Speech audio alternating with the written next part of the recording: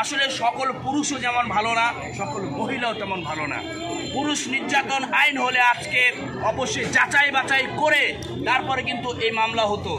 দেখেন এই যে আজকে যে নারী নির্যাতন মামলায় আসলে এই যে যাকে নারী নির্যাতন মামলা কেন বলছি, দেখেন এই মহিলা হতবাক কেঁদে কেটে বলতে পারে যে এই জুনিয়র সাকিব তাকে মারধর করত, তাকে শারীরিকভাবে নির্যাতন করত, যৌতুকের জন্য তাকে চাপ দিত, অন্য মেয়েদের সাথে সম্পর্ক ছিল, সেই জন্য এই জুনিয়র সাকিবকে শাস্তি দিয়েছে এই শিখা। এর কোনো প্রমাণ নাই, কিন্তু তবুও মহিলারা যখন কথাগুলো বলে অনেকে বিশ্বাস করে। আমি হতবাক হয়ে যাই আমরা যখন আজকে এই পুরুষ নির্যাতন আইন নিয়ে যখন আমরা কথা বলেছি, এই সমাজের অনেক মেয়েরা বলেছে যে এরা যারা এই কাজগুলো করেছে অবশ্যই ঠিক করেছে, কারণ সকল পুরুষ এইটা দেখে যেন শিক্ষা নেয়। আর সেই সব মহিলাদের বলছি, আপনারা কি স্বামীর সংসার করেন না? আপনারা কি আপনার স্বামীর গোপন অঙ্গ কেটে ফেলেন? তাহলে এই মহিলা সাপোর্ট কেন নিচ্ছেন? এই মহিলা, আমার জানা মতে এই মহিলার সাথে আরও অনেক পুরুষের দৈহিক সম্পর্ক রয়েছে, যে সম্পর্কের কারণে এই ছেলেকে যখন মনে করছে পথের কাটা তখনই তাকে সরিয়ে দিয়েছে।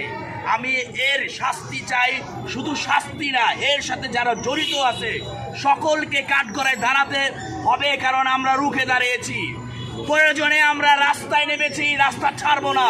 প্রয়োজনে আমরা মানববন্ধন করবো, প্রয়োজনে আমরা প্রধানমন্ত্রী কার্যালয়ে যাব, তবু এই মহিলাকে দেখে ছাড়বো যে এই মহিলা কি করে একজন মিডিয়া কর্মীকে তার গোপন অঙ্গ কেটে দিয়ে সে কেন জেলখানায় বসে তার সাকিবের মাকে আঙ্গুল দেখায় বলে পারলে আমার এটা কর।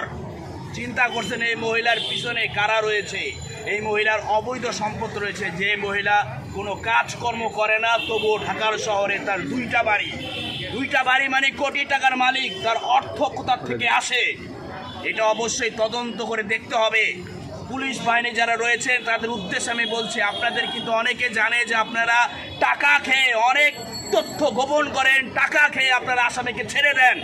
আজকে যদি আপনারা এই শিখার টাকা খেয়ে এই শিখার যদি বিচার না হয়, এই জুনিয়র সাকিবের পুরুষাঙ্গ কাটার জন্য যদি বিচার না হয়, আমরা কথা দিচ্ছি গণমাধ্যম কর্মী যারা রয়েছি, যারা আমরা ওর সহকর্মী রয়েছি, আমরা প্রয়োজনে আপনাদের বিরুদ্ধে কথা বলবো, এটা ওয়াদা দিচ্ছি। কারণ আমরা চাই সুষ্ঠু বিচার হোক।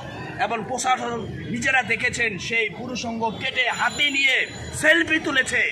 এটা আসলে কোনো মানুষ করতে পারে না, যদি সে মাদকাসক্ত না হয়, সে যদি খারাপ মানুষ হয়।